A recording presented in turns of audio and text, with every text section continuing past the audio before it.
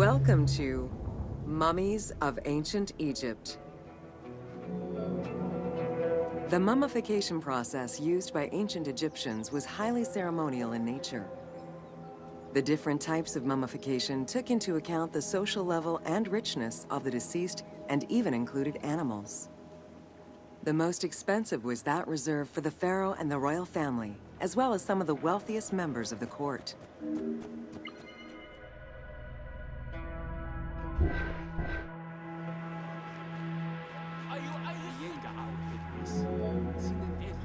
The first step was cleaning. Once bodies arrived at the mummification site, they were placed on inclined tables while the bodily fluids drained away. They were then cleansed by priests until they were deemed ready for the purification process.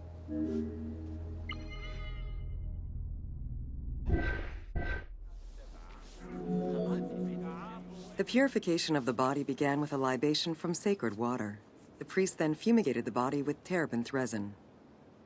After the ritual cleansing, priests used oils, spices, and all kinds of essences to further purify the body of the deceased. Finally, all body hair was meticulously removed.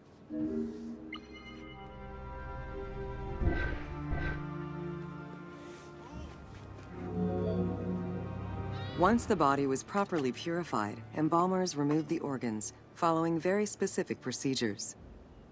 First, the brain was extracted by inserting a spoon through the nostril to break the ethmoid bone. Then, using a spatula, the pieces of the brain were removed as thoroughly as possible. What matter remained was extracted after a process of liquefaction, achieved through the use of a caustic liquid. The cranial box, once emptied, was rinsed and disinfected with palm wine, and then stuffed with strips of linen cloth and liquefied resin.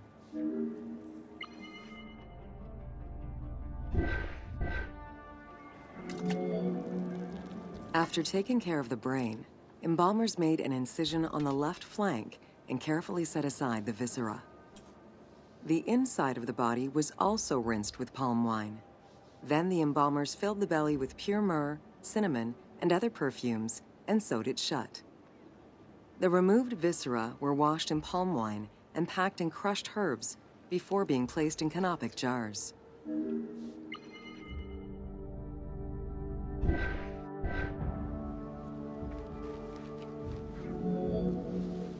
Canopic jars were placed close to the sarcophagus or kept in a chest nearby.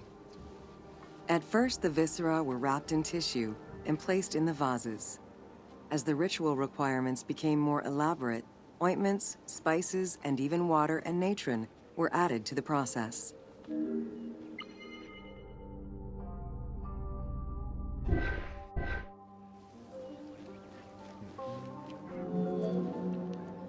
Towards the middle of the New Kingdom, canopic jars assumed the appearance of the four sons of Horus.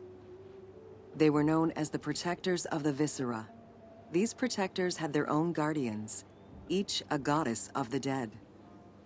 Imseti, the human-headed god, protected the liver and was protected by the goddess Iset.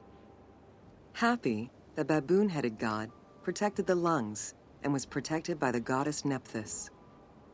Dumut-Ef, the jackal-headed god, protected the stomach and was protected by the goddess Neith. And finally, Kebesenuef, the falcon-headed god, protected the intestines and was protected by the goddess Selket.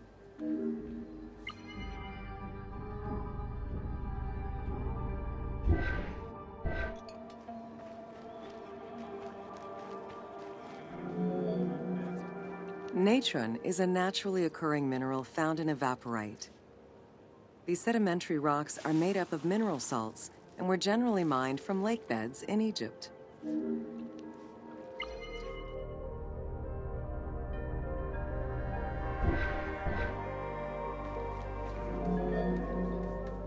Embalmers used natron as a desiccant to dry the flesh and stop the corpse's putrefaction process.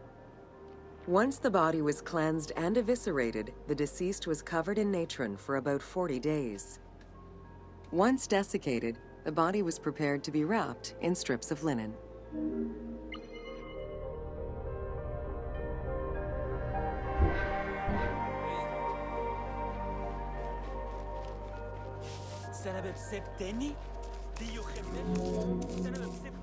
Once the body was fully desiccated by the natron treatment, embalmers oiled, painted, and sometimes even added hair extensions or a wig.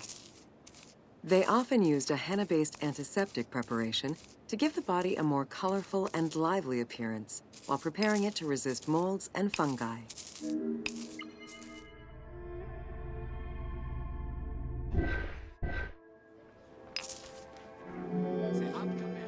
Next came the phase which gave mummies their most well-known appearance, the wrapping. Originally, each part of the body was wrapped separately. Men had their arms crossed on their chests, while women had the right arm folded over their breasts and the left arm stretched along the body. However, techniques evolved over time.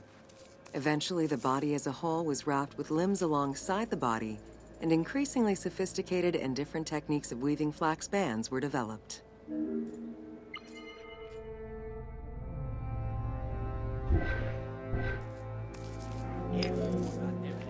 In addition to the jewelry and amulets arranged on the skin of the deceased, amulets were also carefully inserted into the weaving of the linen strips. Each amulet was linked to a myth or to an ideological belief related to rebirth.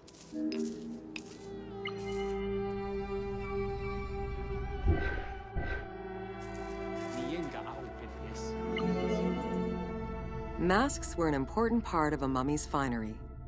Early wooden funeral coverings were very expensive, however, and soon replaced by masks created through a technique known as cartonnage. Masks fashioned with this method were created by laying several layers of linen or papyrus pulp on a base made of mud or straw. Cartonnage was used for more than funerary masks. Ornaments and the animal coffins of the late period were also made in such a fashion.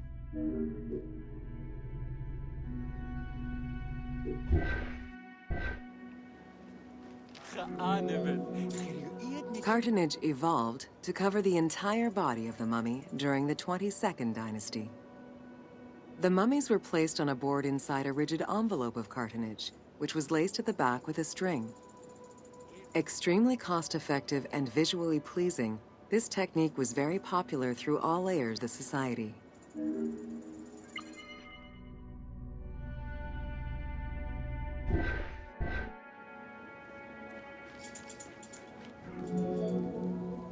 Cartonnage envelopes were usually covered with inscriptions and polychrome decorations, specifying the names and titles of the deceased, scenes depicting daily life, or decorations specific to the funerary world.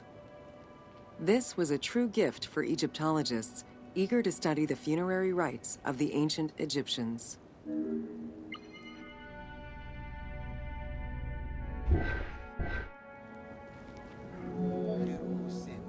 Once the mummy was properly wrapped and adorned, the embalmers proceeded with the ceremony of the opening of the mouth. A vital step of the funerary process, this ceremony was meant to bring back to life themselves or an object representing the deceased.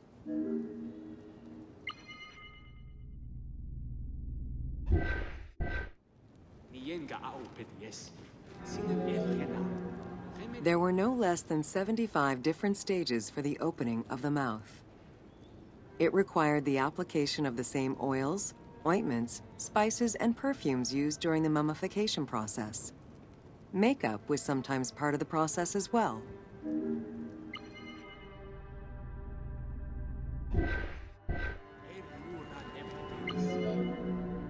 The last stage of this long ritual was the act of touching the mouth with the adze to symbolically allow the breath of life to infuse an inert body. Its performance was reserved for a very specific set of people: priests who wore the mask of the god Anubis, a close relative of the family, or by the heir to the throne.